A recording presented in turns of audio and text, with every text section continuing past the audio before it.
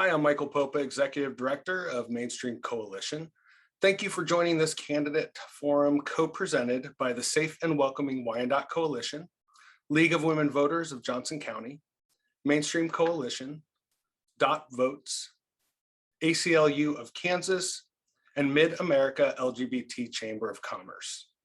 Tonight, we'll hear from the three candidates on the August 3rd ballot running for Wyandotte County Sheriff. This evening, we are offering closed caption through a third-party service. So if you don't see the closed caption, just click the CC button at the bottom of your screen. If time permits, we will be taking your questions. And to submit a question, please use the Q&A feature for those of you joining us on Zoom. A link to the full forum guidelines will be placed into the chat, but I will go over a few key ground rules right now. Each question will be asked to all candidates. Candidates will have 2 minutes to answer each question. We'll be tracking time in the chat box, so you may want to keep that open during the forum. We will give a countdown at 1 minute, 30 seconds, 10 seconds, and then at time. When we hit time, and if a candidate is still speaking, then our moderator will politely interject with a thank you and move on to the next candidate or question. After the prepared questions, each candidate will then be given a 1 minute closing, an opportunity for 1 minute of closing remarks. The partner organizations co-sponsoring this forum believe that democracy works best when citizens are engaged and active. Thank you for taking the time to learn about your candidates and the important issues surrounding this race. And now, I'd like to welcome our moderator for this evening, Judy Ansell with the Safe and Welcoming Wyandotte Coalition. Welcome, everybody. And thank you, Michael. As he said, I'm Judy Ansell. I'm a labor educator. I retired after 29 years at UMKC, directing the Institute for Labor Studies. I currently produce the Heartland Labor Forum, a labor radio show, a show for working people on KKFI 90.1 FM, Kansas City Community Radio on Thursdays at 6 p.m. I'm also president of the Cross Border Network, a local nonprofit that pushes for justice for working people across borders and who cross borders. We're a member of the Safe and Welcoming Coalition. You can find us on Facebook at Safe and Welcoming Wyandotte. I want to welcome tonight's candidates. All three candidates for sheriff are with us tonight. They are Charles Bunnell, Daniel Soptic, and Celicia Towers. All are running for sheriff. It's a 4-year term. And so we're going to begin with the first question. And the order we're going to use for the first question is first Charles Bunnell, then Daniel Soptic, then Celicia Towers. And each one of you, will you please describe in detail your law enforcement career and outline any supervisory and, more importantly, any command level experience that you bring to this position? And let's start with Charles.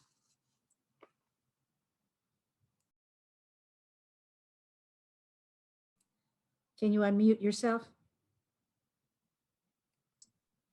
Thanks. I have 18 years worth of law enforcement experience through the Wyandotte County Sheriff's Office.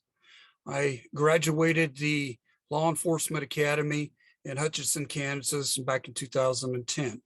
I've worked in the departments of adult detention, judicial services, and inside the what the heck is that, the street division.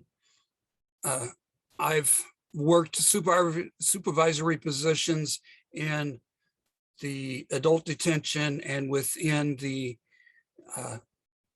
court transport, the court services division. Let's see what else. I'm not in a command position. I am just a deputy with the Wyandotte County Sheriff's Office. I've been there through various administrations. I've had experience of supervisory in the Navy and Navy Reserves. So it's not just law enforcement that I have experience in, it's also in the military in command of various numbers of troops.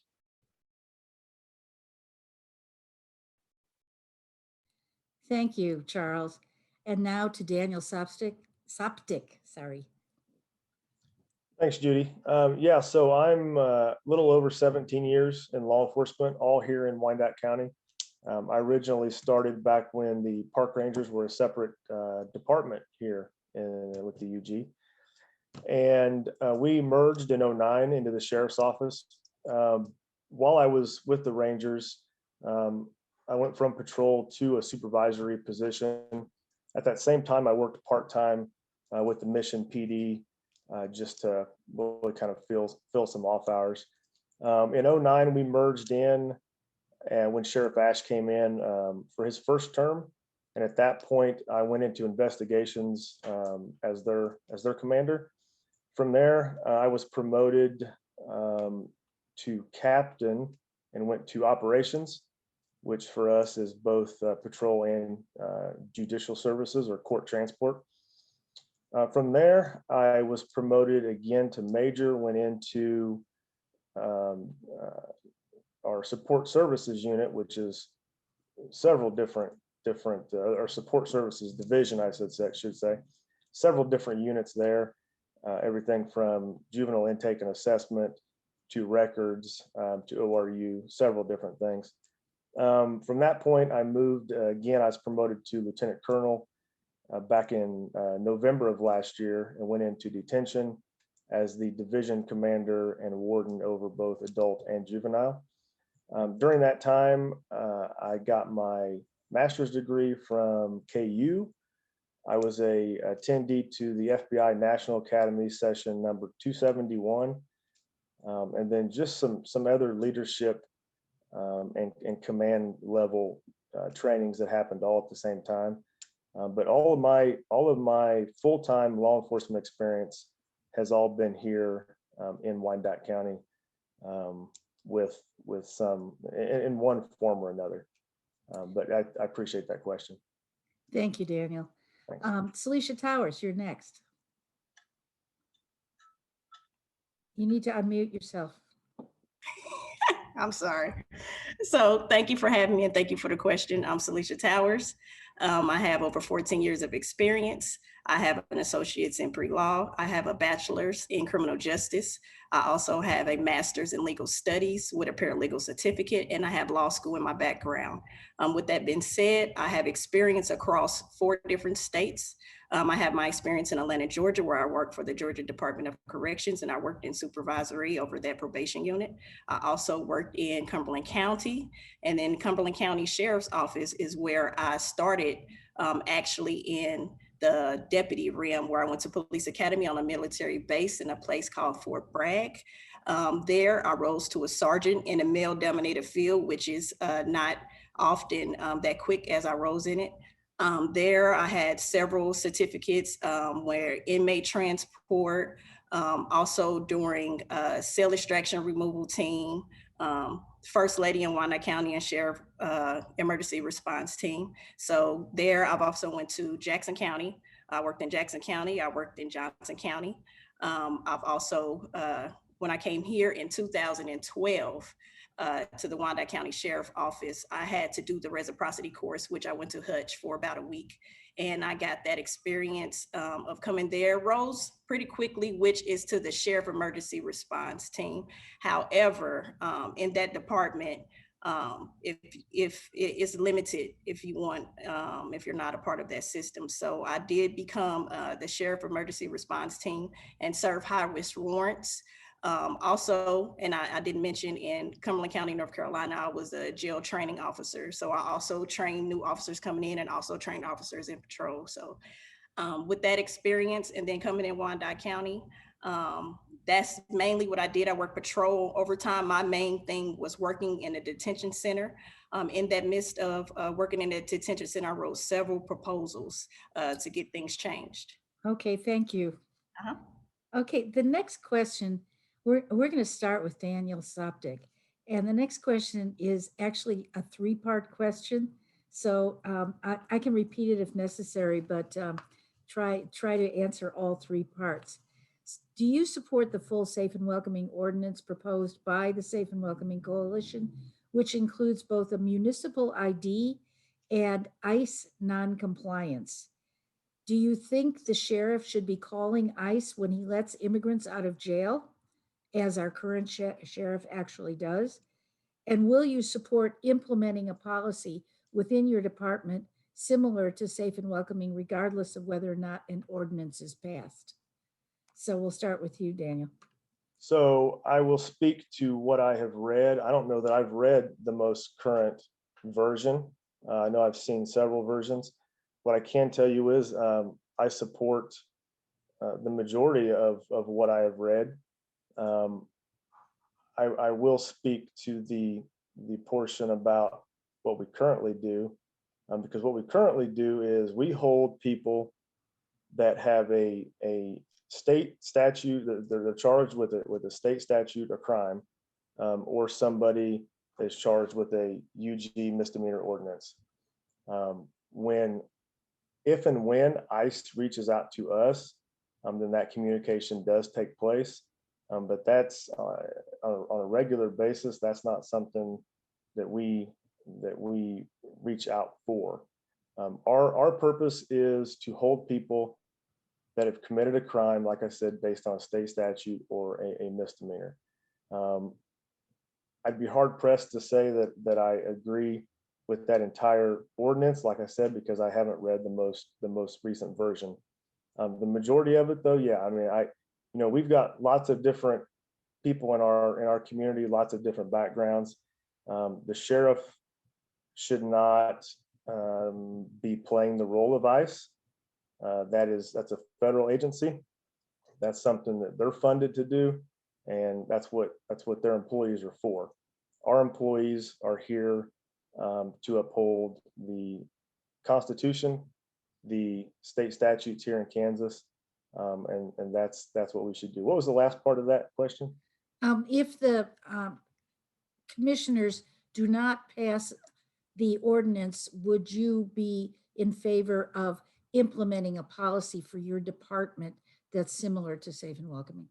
And so, our current sheriff has been a part of that work group, and we have a new policy that's been drafted as a part of that, and working with the Mainstream Coalition. So, yes, I've read that policy, and based on what I've read in it, absolutely, I'm 100% on board with it, and to my understanding, it fairly well mirrors that. But again, I can't speak to that the most recent one because I haven't read it. But yes, and I believe, I don't know if you were part of that group or not, but I know that our policy that's been drafted here or redrafted was work that was done through that coalition. And so, yes, I do support that policy.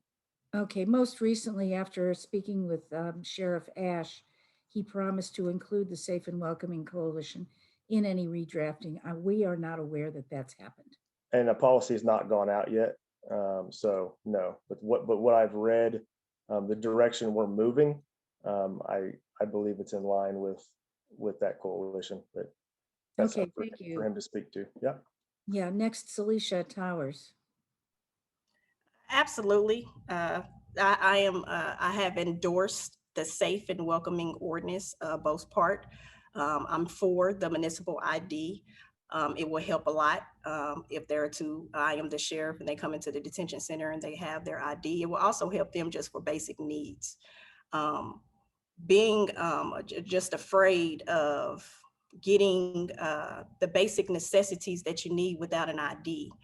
That is a necessity here just to get housing and to have a decent job. So I'm definitely for municipal ID. The second part of that, to actually know the workings of the sheriff detention center, you have to be able to have the experience in the booking room. They actually do reach out to ICE.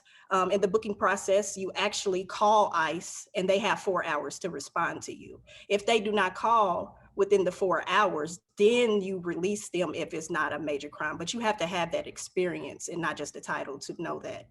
So I am for not cooperating with that second part with the ICE. We can't in the same breath say that we are for the people of Wyandotte County and that we are pro-community, but in the same sense, we're reaching out to ICE and we're calling people illegal when this country is based off of immigration. So there are similar policies such as in Lawrence, they call it welcoming. They do not call it sanctuary because they are against the sanctuary because they are possible, they might lose funding. Also in Roland Park, Kansas, they have a safe and welcoming that the commission has voted on. So I'm all for that. I think we need, because that's only a few minutes away, I'm all for getting that experience and going up to Lawrence and going to Roland Park and seeing what works and what doesn't work, and calling it welcoming to avoid the sanctuary so we won't lose that funding. But at the same time, if you're for the people, then you won't use that as an excuse not to go for the ordinance. I am completely for it. So thank you. Thank you. Just to clarify, I believe the Biden administration has announced that any kind of requirements of reporting to them costing any funding will not be enforced by the Biden administration. Okay, Mr. Bunnell, Charles Bunnell. I'm all for this as long as we're not violating any federal regulations. I've lived in a number of communities where we have documented and undocumented immigrants, and I've seen how they are treated. And I've seen a very little of that here in our community, thank heaven.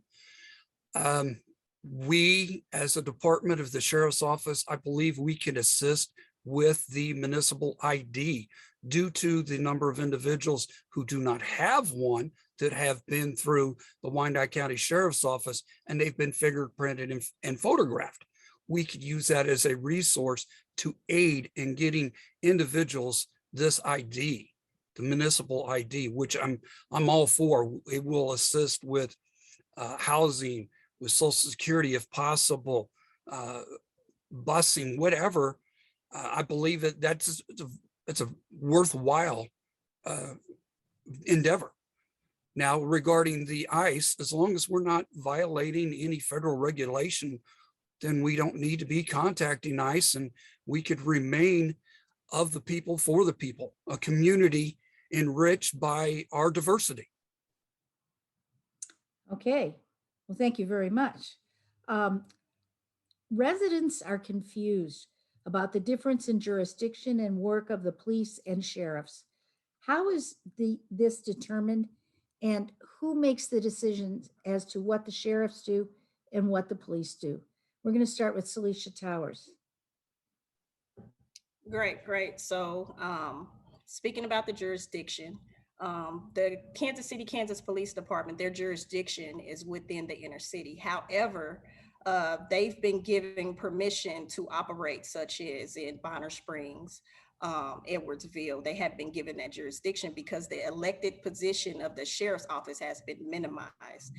So the sheriff, he makes that decision. He signs the paperwork where basically he has allowed the jurisdiction of the Kansas City, Kansas Police Department to expand out of the inner city. The jurisdiction also for the sheriff office, they are over the entire county, but now they are just operating as a paper service, basically. Yeah, they have patrol, but at the same time, they do not have the dispatch.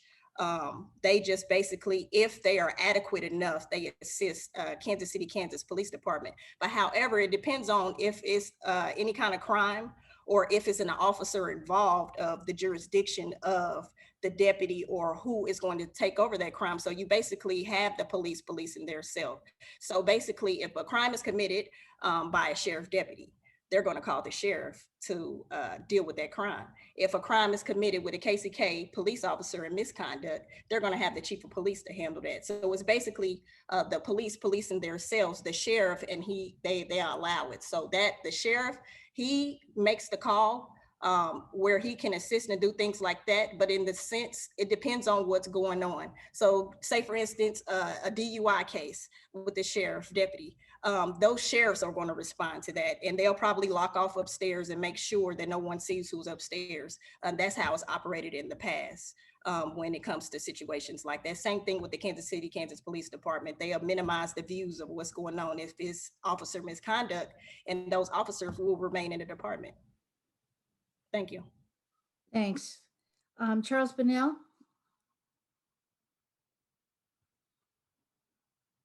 There, I was reaching over so I can unmute it. There is a very big misconception of the police department and the sheriff's office.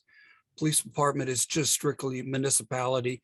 We may have given them temporary jurisdictions, but most of the jurisdiction belongs with the sheriff's office.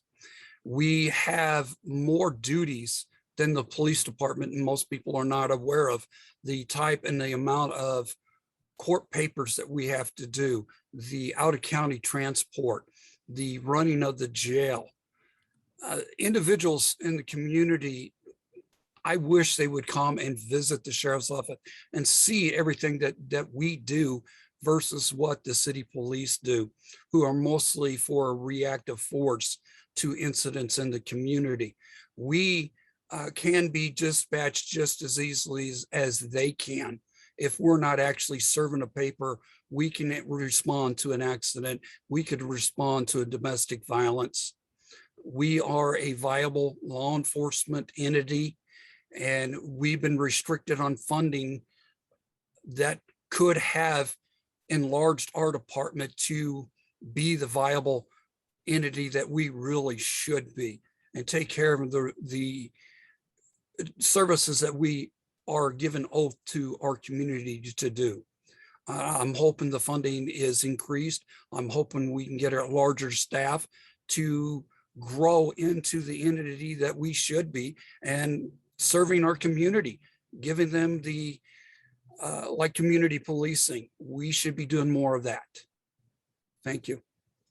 Thank you. And Daniel Sopcich, you get the last word on this one. Sure. Thanks, Judy. So some of those decisions were made back when we unified. When it was just the county and the city, the sheriff's office, and this is still true today, but the sheriff's office does have countywide jurisdiction.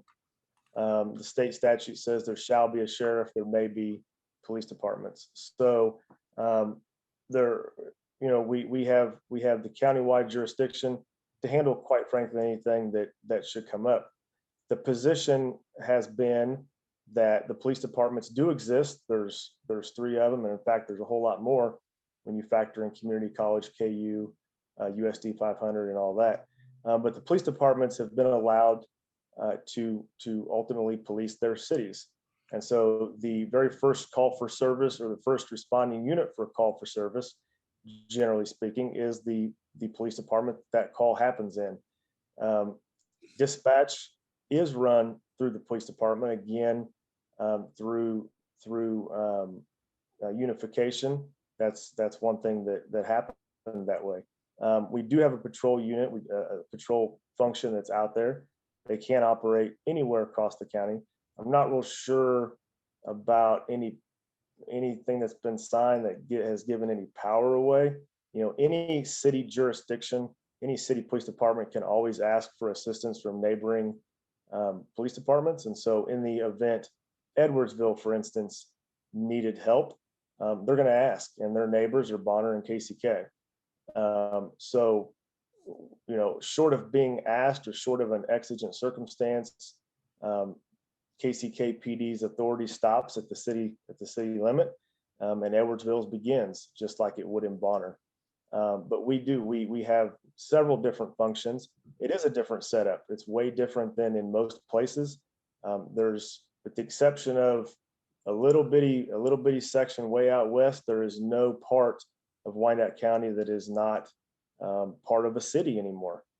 Everything is within the city limits of one of our 3 cities.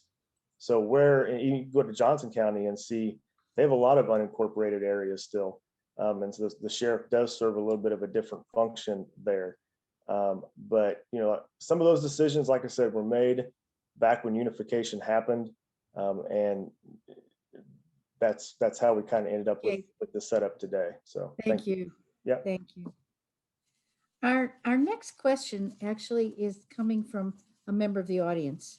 He asks, what are your plans to make sure Black and minority deputies are treated fairly? And what would your recruiting efforts look like? We're going to start with Charles. Everybody in the sheriff's office should be treated fairly.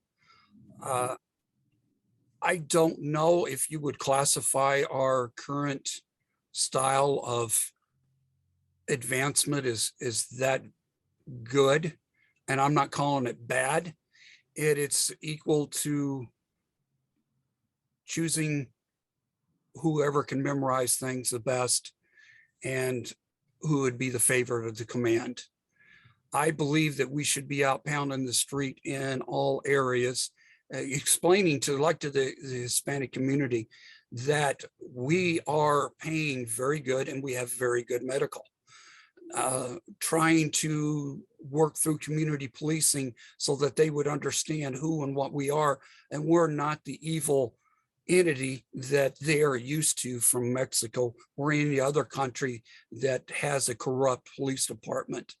We are actually of the people, for the people. We are doing our best for diversity. And if I was the sheriff and I found out of somebody who is not in line with diversity, they would be gone in a heartbeat. That is not going to be tolerated. I do believe in diversity. I do believe that we need to work more to recruiting in all areas of the community to enhance our staffing. Thank you. Thank you, Mr. Bunnell. Daniel Soptic, you're next. Sure. I've told several people, I think we need to do a better job of telling our story. And our story starts with everybody hired in to the sheriff's office is hired in as a detention deputy. And we need to highlight that and push that. What's hard about it is law enforcement in general is a hard job to hire for anymore. And you add in the corrections piece, and it takes very special, dedicated individuals to work those atmospheres or work in those settings. So we do have to go out. We have to tell our story. We have to go to all ends of our community. We're very short right now, and it's tough. My recruiting efforts though would be to go out and let people know that not everything you hear is true. Let us tell you exactly what our agency is. Let us tell you exactly how it's run, not by the few, but by the masses. Exactly what it's like to be there, and what your job is really going to be. We bring applicants in, we give them a tour, we show them, but it's a different world, and so we have to go out in the community and continue to increase those efforts to recruit those that are coming from within. We also have to start younger than we are to build that pool up. Unfortunately, our pool is not as deep as it used to be, and we do either have to get people to move in here to our county or hire within, because they do have to live here. And so we start earlier. We get them interested. We engage them early, and then hopefully we plant that seed. And when the time comes, we're able to benefit from that and from that relationship. Thanks. Celicia Towers, you're next. First, you have to understand the hiring process and what is going on in that organization before you can get people involved. People are not interested in the community to become working at that sheriff's office because it is full of corruption and it is known for corruption. In the process of trying to get those bodies in there, I can refer to the sheriff's department as a weed in your garden. You can always keep pulling those weeds, but they're going to grow back. If you do not get to the root of the problem and the root of that weed, it's going to keep coming back. Same thing when it comes to corruption. People are not interested in this department. People of color specifically, because of the known corruption that those officers are still sitting in a department and they are all over the command staff. So to even be interested, you have to understand that there's a hostile work environment. You have to rid the department of the hostile work environment. There is low pay. They do more service than KCKPD, but they get paid extremely less. They are overworked to a certain extent where they were being forced over. There is a 90% turnover rate currently at the jail. To even operate an adequate shift, you should be over, right now they have it to where it's 23, but to operate a current adequate staff, you should be over 30. They're currently operating at 9 to 10 officers. When you get down to 16 officers, you are on lockdown with the inmates. Inmates been locked down for 3.5 years because of the inadequate staffing. So first you have to pay the deputies. You have to provide a positive work environment. You have to provide intelligent leadership that retains the skills to maintain that jail. And at the same time, you do not need to hire younger people. Right now, they're hiring 18 to 20 years old, and they're calling them correctional specialists. And to get bodies in there, they're skipping background checks and psychological evals. And that is a hazard and a danger to our community, and we need to change that. That is not leadership, and that is really unfit for duty if you're skipping those psychological evals, because now you have officers who they're testing positive for cocaine, DUI cases, and police brutality. And you have officers who have been less than a year training new officers. So this is the issue that you have at the sheriff's office right now, inadequate leadership. Okay, thanks. I'm going to switch to the topic of youth, and I'm going to start with Daniel Soptic. How will you change the narrative about detention of youth? What are the goals, or what are your goals to support currently incarcerated youth? So we've got lots of programs that are operating now. We have been before, but now particularly in our new facility. You know, there's been a lot of discussion about the new juvenile building, and it's interesting because it's not been factual. So the facts, and I don't want to take my whole time up on this, but the facts are, we had juveniles in a portion of the adult facility that was never designed for juveniles. We've been able to move them out, cut farm outs back, and give us one central place for all of the juvenile functions of the juvenile court system. So that's the real short answer to the building. But with that building, we've been able to give a place for these programs to come in, work with the youth. You know, the ones that are already in the system, hopefully to keep them from returning, and the ones that aren't in it yet, work with them to prevent them. Quite frankly, we don't want people in that jail. We don't want juveniles in that jail, but unfortunately, we've got some juveniles that have committed adult crimes, and we have to be willing to deal with that. So my position would be, there are many different programs that they're already doing that. We need one agency that can bring them together and let them each do their little piece of the puzzle. You know, I don't know that there's any of them that do the exact same thing, but they all do they have their own little niche, and every kid's different, every juvenile is different. So we match those juveniles up with the program that best fits their needs, and we support them. You know, we push juveniles off into programs, we push them back to their parents, whatever the case may be, but the long-term support's not there. And what we're finding is, when the kids have the support, especially long-term, there's somebody there checking on them, the chances of them either being a case of recidivism or coming back into the system is less when there's somebody else there that's holding them accountable. Thank you. So, yep, thank you. We're out of time. Salisha Towers. Yes, to engage the juvenile. If you don't know, I was an at-risk youth in juvenile, so I understand in the worst part of the Northeast off Quinduro of how to navigate through this system. So a lot of times these juveniles, they're not going to listen to anyone who hasn't been through anything. Being a person that I was in foster care and child in need of care, juvenile intake assessment center, These are all offices of the sheriff. So not only have I worked in there, I have lived through it.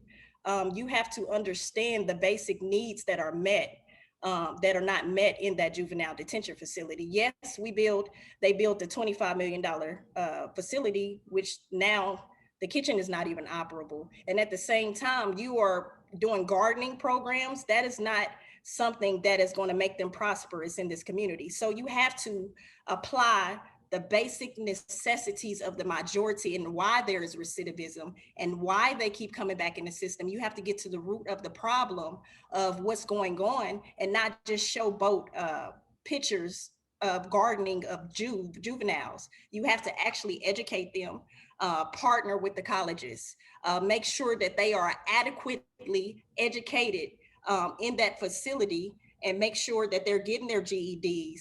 Make sure that you know that they need a career plan that is set up, and why they keep coming back. Is there a drug problem? Do we need to get them set up in programs? Do we need to get them a job? You know, there's a lot of things that are there at the sheriff's office, but it's not working. And when it's not working and you continue doing the same thing and expecting different results, you're going to continue to get recidivism. So first you have to have adequate staff that understands how to navigate in the worst parts of Wyandotte County and understand that you need to implement those programs, because a lot of times those guys, they just want to pay their mother's rent, or they looking for quick money. So when you provide those resources to those staff, to the juvenile, and you provide the resources as staff, then those recidivism rates, they will lower if you provide those. Thank you. And next, Charles Bunnell. We have to work with the community, work with the families, and work with the juvenile themselves.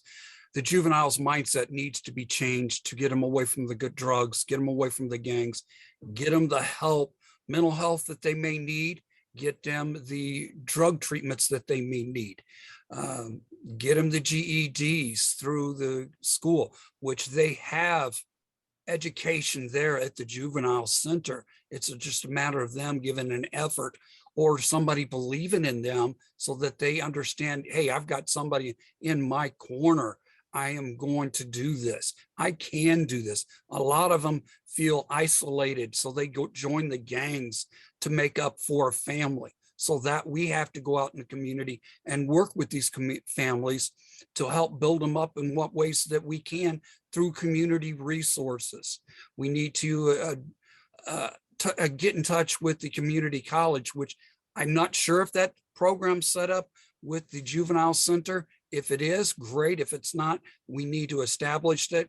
There is the tech school for cooking, construction, manufacturing. I've talked to individuals who work there at the community college tech school, and it's a very viable entity there. That's a fantastic resource if we have that connection. And if we can get the kids interested. Many of them, they don't want to do the long term. They want to do the quick fix, sell the drugs, steal, whatever it is, so that they can get the money to either take care of themselves while they're out on the street, or with their family, take care of their family. It's the system itself that needs to be worked on. It needs community resources. It needs us to step up and be with the community. That's community policing, as in outreach, bridging the gap with our community. And I don't think the sheriff's office or any other law enforcement is doing enough to do an outreach with the community, outreach with these kids, and get all the resources we can. If we don't have enough resources, find somebody that's from an outside county and start up that resource here in our community so that we can stop the juveniles from going back into jail. Because right now it's a community, it's a cycle, family cycle, where the grandfather was a thief. His son become a thief. Then his son becomes a thief. I'm sorry. Thank you. Okay, the next question, we're going to start with Celicia Towers. Recently, there have been allegations of abuse of power, physical abuse, and cover-up. How would you address the ethical and criminal allegations against the sheriff's office? If elected, do you plan to work positively with the DA's conviction integrity unit? Absolutely. And thank you for that question. That is something else that I have endorsed, the DA's conviction integrity unit. As I said before, in order to bring people in that are staff that is adequate enough to serve this community, because that's what we are as a service. You have to remove the policing and you have to become a service to this community. You have to rid the department of the corruption. First, you have to go in there, and as your sheriff, that's the first thing I would do. You have to make everybody reapply, especially when it comes to the KCKPD. If they fire an individual, they are rehired at the sheriff's office. If Edward PD fires a person for embezzlement, they have been rehired at the sheriff's office. So first, you have to rid that department of that corruption. You also have to update policies and procedures when it comes to that. Right now, you have a FOP, and I'm for a union that actually holds officers accountable. Right now, they are not holding officers accountable, and they are allowing them to be in misconduct, and they are merely demote them, but they retain their positions. They be on paid with leave. So in order to get this problem solved, you have to rid that department of corruption. You have to do that at conviction integrity unit. You have to bring in outside investigations, and you have to open those cases that has been touched by these corrupt detectives. It's still command staff that's on there. They have touched cases and they have falsified documents, and all they had was a slap on the wrist. So when you have people that are playing with evidence, they're in that department, they're falsifying documents, you have to get rid of them. There is no question about it. There should be policies and procedures in place where if you got terminated from these other departments and you've domestic violence and things of that matter, you should not be on that department. So first you have to rid that department of any kind of corruption, and it is heavy with corruption right now. Thank you. Charles Bonnell. Okay, the FOP is not an enforcement for the sheriff's office. The FOP is there to help protect the rights and to make sure that the department follows its policy procedures through the grievance and discipline procedures. Regarding the sheriffs and the juvenile, that all has to be reviewed. Any report of an incident must be reviewed. If need be, we can pull an outside agency to come in and to review these if we feel that there is a problem within our department. We first have to give ourselves a chance to do the research through our detectives, and anything that's found credible will be turned over to the DA's office for them to review, and if finding of any wrongdoings, they will file charges, and I will back them on that. If a deputy or administrator is not following policy procedures or conducting in any unethical manner, they will be disciplined. They will be brought up on charges with the DA's office, and I personally myself, I will turn it over to them. I don't know of what is going on in the juvenile office due to the fact that I work in the adult detention. I'm not part of the command staff, but if I'm elected as sheriff, I will be doing a review of the entire sheriff's office. I do not want any corruption or any belief that there is unethical conduct being done by anybody employed by the sheriff's office. Thank you. And last on this one, Daniel Soptic. Thanks, Judy. So currently, as a matter of practice, we use outside agencies all the time to investigate, especially in cases that are, the more serious in nature. What I would tell you is, as far as the DA's office, as the sheriff candidate, I'm committed to working with every single elected that we have in our county, no matter what they're doing. When it comes to that unit in particular, anything that is good for our community, that is any elected that's working to move forward in our community and do things better, I am for, as long as that's the ultimate goal and that's the outcome. There are due processes, and sure, the FOP is part of that due process. When it comes to our policies, what we currently have through Lexipol is all in line with best practices from our from law enforcement. So yeah, we can't have corruption. Nobody likes a bad cop worse. Nobody hates a bad cop worse than a good cop. But anything that we've had that has come to light, like that type of stuff, has been investigated, is being investigated, and whatever that outcome is we stand by it. We wait for it. But there's a due process, and until that's over, until those those people or those cases or anything is done, then we're kind of in a holding pattern. And so as a matter of practice, though, we do that now. Sure, the small stuff that we can handle internally, we handle internally, but anything serious, we turn over to somebody else to look for, because again, anymore, that's just become the best practice for law enforcement. And so as your candidate, that's definitely the direction I would keep us moving in, for sure. Okay, thank you very much. Thank you. I'm gonna ask a question from the audience. Someone says, according to my son, there has been a huge problem with COVID in the sheriff's department. How are you handling this long existent problem? And I'm going to start with Charles Bunnell.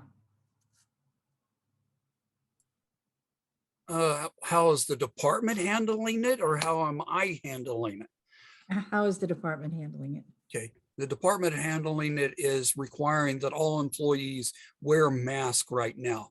And for deputies that work inside the housing units that have been shut down due to an influx of positive COVID cases, we have our personal protection that we have to wear, of the gown, the face mask, besides our regular mask. We wear gloves during meal times in all the housing units. All deputies should be wearing masks when they're with anybody that's considered incarcerated.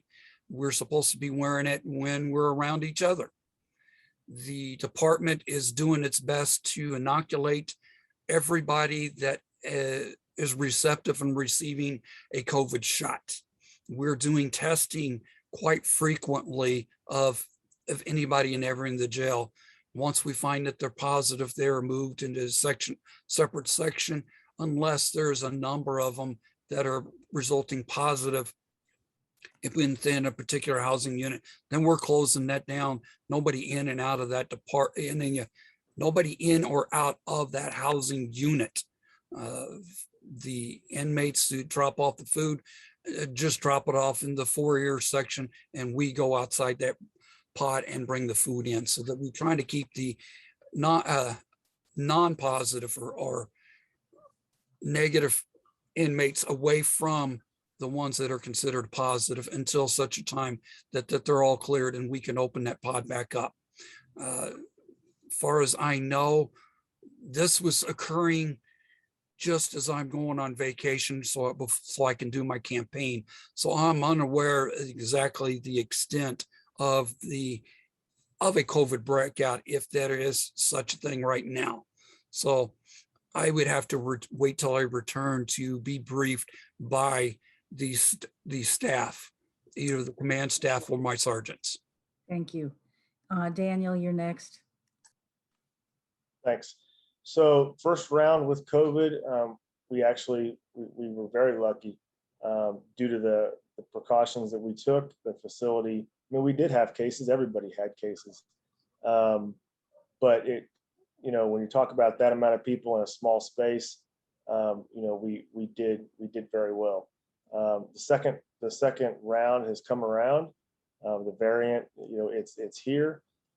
So every inmate that comes in, they are quarantined, and then once their quarantine time is up, they're checked through the database to see if they have been vaccinated. If they have, and they've met their quarantine time, they're tested, and then they're put into general population. If they've not had a vaccine, they are offered that.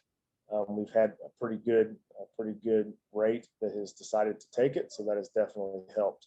The variant did get into the facility, and so what we have currently done is shut the facility down in the sense of movement. Any unneeded movement, we've changed up some of our other procedures to really just stop it from moving around. And so we are on a predetermined lockdown to just keep it from spread anymore.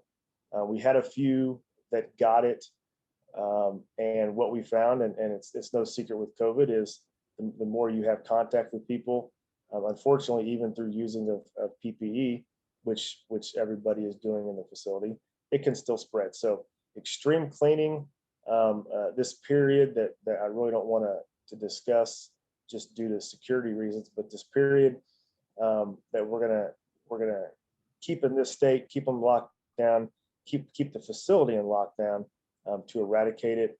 I can tell you that as we set today, the majority of those that did have it are through their quarantine time, and we only have 3 that are still considered positive in the whole facility. That was an update that I got this morning. So we believe this will work, and this should take care of our issue internally. Okay, thank you. We're out of time on that. And finally, Celicia Towers. Yes, and that's true. They were forced to do something about that. There is a COVID outbreak at the moment. They are housing several inmates on the floor. These inmates are also in these quarantine pods. They only allowed to have a shower twice a week. When we speak about COVID, we speak about cleanliness. Cleanliness, when you only allow individuals to get a shower twice a week and you keep them inside of a block, and the admin staff does not wear a mask the entire pandemic, and they're coming downstairs here and there, and you have civilians coming in and bringing that variant inside that jail, there is no temperatures being taken. You have individuals that are constantly not taking precaution when it comes to this pandemic. In the midst of that, you have inmates that are being sentenced to clean up these dirty pods with that are COVID positive. This is a liability, and if the inmates knew their rights, they could sue this facility if they knew the danger that they were in. Because right now, inmates are the only people, instead of an outside cleaning company, that are cleaning up these COVID pods. So when you have those individuals and they come back downstairs and they cleaned up those pods, you have something that keeps circulating. This facility right now is not livable conditions. You have gas leaks, you have sewage leaks, you have pipe leaks. So in the midst of COVID pandemic, you also have an unlivable facility that is constantly having diseases and things circulating inside that facility. So it's very important that in order to get to the root of the problem, that you even admit that you haven't taken precautions in this COVID case, and that the officers that are down there, they are in danger. They are the only one who are required to wear masks at the moment. The staff, the admin staff does not wear masks, and the civilian staff are not being supervised like they should when they come in. So there's more precautions that can be taken. There is independent companies that should be cleaning versus the inmates cleaning it themselves. And there needs to be an inspector outside of the unified government that comes in and inspects that entire facility, because it is a danger to the living conditions. It is cruel and unusual punishment, especially when you're only allowing them 2 showers a week. Thank you very much. We're out of time, although we are not out of questions. I wish we could go on more because we have several other really good questions, but I'm going to give each of you 1 minute for a closing statement, and then we're going to have to end it. So I am going to start with the closing statements with Charles Bunnell. Thank you. I ask for your vote for me to be the next Wyandotte County Sheriff, the sheriff of the people and for the people. I am standing up for our community, and I'm standing up for our co-workers. I'm standing up against the Good Old Boys Club. I believe that community policing can bridge the gap with our community and law enforcement. I am committed to spending time with our community members of Wyandotte County and holding town hall meetings that possibly will bridge the gap with our community to understand more of their concerns. I am also committed in doing the best not to ask the public for funds for my campaign, because I am currently funding my campaign on my own. I hope I have given you confidence that to become your next Wyandotte County Sheriff, and God bless Wyandotte County. Thank you, Charles Bunnell. And now I'm turning it over to Daniel Soptic. So, this is my community. It always has been, it always will be, born and raised here. And service is in my blood. It's the way I was raised, and no matter what job I'm doing, that's what I'm going to do. All I would say, about the rest of this race is we have to have informed people voting. And all I would ask is, no matter who you vote for, no matter what person you think is right, I would just ask that you vet everything you hear, even vet the stuff that I tell you. Vet it out, make sure it's accurate, and don't just go by what the next person tells you or what you hear.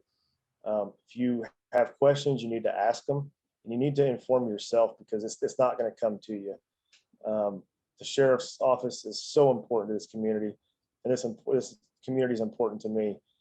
So be informed, get out and vote, and put somebody in the office that has the expertise to take on a very important elected role that we have here in Wyandotte County. I appreciate you, Judy, and everybody else that put this on. So thank you. And finally, Celicia Towers. Oh, sorry.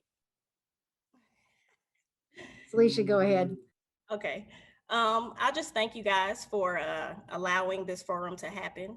I would tell the voters, educate yourself on each candidate, educate yourself on the sheriff's office, and make sure that you become the change that you wish to see when it comes to this vote. We do not need the same old system. The system is not working. The sheriff's office has been a disservice to the community. So I ask you that you research what's going on at the sheriff's department. Make sure that in the midst of your vote, that you understand that that is going to be for the next 4 years. And the truth of the matter is that the last 4 years, this county is less safe than it has ever been before, because of that leadership just has titles and not the actual experience. So it's very important that you get someone in the seat that actually has the experience and just hasn't been boosted up on titles, and that you create the change that you wish to see, because that's what we need. Those deputies need you. This community needs you, and those juveniles need you, and those adults that are incarcerated to lower this recidivism rates need you in this community, because we do not want them to continue to enter into this community and be a problem. We would like them to be an asset. So I ask you to do your research and become the change that you wish to see. And don't be afraid of change, because the old system is not working. And this is something that we desperately need. And the safe and welcoming is something that we also desperately need. So I ask you to do your research. If you are a person that is an elected official watching, please endorse that. Thank you. Thank you, Celicia Towers. Thank you, Daniel Soptic. Thank you, Charles Bunnell. I think that this has been very, very helpful for people to understand what's going on and what we can do about it. So everybody vote, and thank you for your candidacy. I'm turning it back over to Michael of the Mainstream Coalition. Thank you all for watching. Thank you, Judy, for moderating this evening. And candidates, thank you for making the time to share your perspectives with us. I'd also like to give another shout out to the partner organizations who made this forum possible: the Safe and Welcoming Wyandotte Coalition, League of Women Voters of Johnson County, Mainstream Coalition, Dot Votes, ACLU of Kansas, and Mid-America LGBT Chamber of Commerce. Both the League and Mainstream will post a recording of this forum on Facebook and YouTube. I'm sure our partner organizations will as well. So please share them with your network of voters. Remember, advanced voting by mail began on July 14th. Advanced voting in person begins on July 24th. And if you want to request a mail ballot for the August 3rd primary, July 27th at 5 p.m. is the last time to do that. Before you vote, however you vote, please visit vote411.org or ksballot.org to read up on all the candidates on your ballot, find your polling or drop-off locations, and make a plan to vote. Thank you again for joining, and remember to vote and get others to vote on August 3rd.